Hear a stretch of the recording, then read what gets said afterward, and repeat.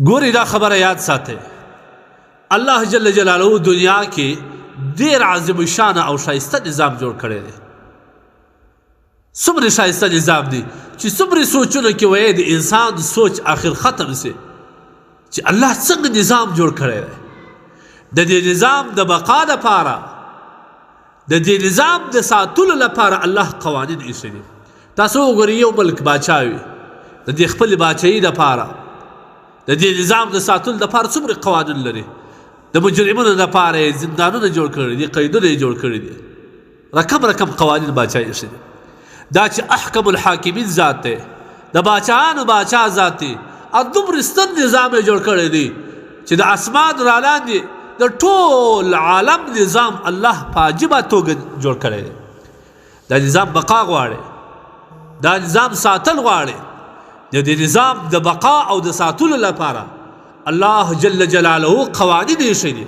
د هر مسلمان لپاره د الله د دې سپېڅلو قوانینو لحاظ ساتل ضروري او لازمي دي.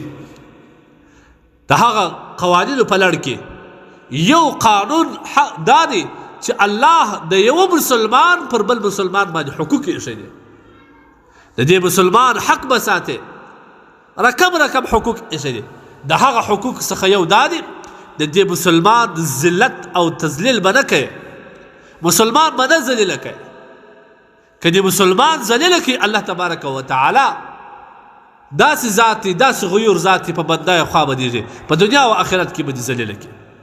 تاسو وګورئ نن سبا په بیټک په کوټو کې دا مجلسونه ګرم وي، دا پیسه داره، دا دنیاداره خلک را ټول سوي وي، را جمع سوي وي، یو دعوت یې کړي، په دې کې 2 کسان 3 کسان دغه غریبان او فقیران د دې لپاره راوصلي چې دی بیا ګپې ورباندې وکړي، دی وخندي. العیاذ بالله، دا خو د خدای بنده دی، د الله تبارک وتعالی خوا ورباندې بدیږي، الله تبارک وتعالی په ناراضه کیږي.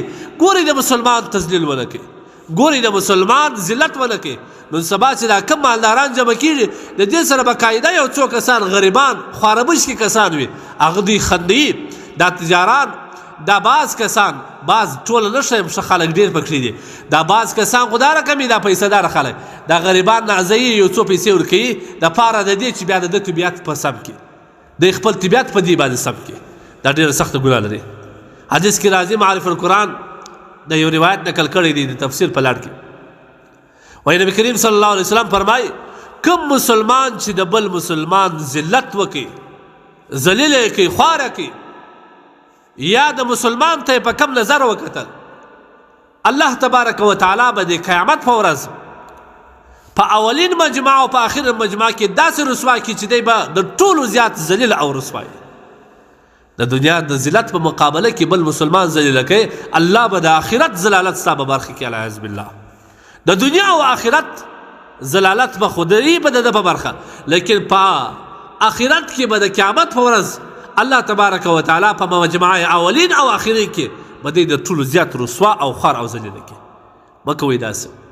څومره کسان نن ذلیله کېږي، دا غریب کسان، دا ناداره کسان، دا فقرا او مسکینان، دې ته په کم نظر باندې ګوري، دې ته د ذلیل تو په نظر ګوري، دا ذلیله ګڼي، په کار نه ده. دا الله تبارک وتعالی به دې چېرته خدای نه خسته د قیامت په ورځ تا ته د ذلت په نظر ونه ګوري. تا د خلکو په مخ کې، د ټول انسانیت په مخ کې، تا د دغه انسان د ذلت په مقابله کې تا به د آخرت په ورځ رسوا او ذلیله کې.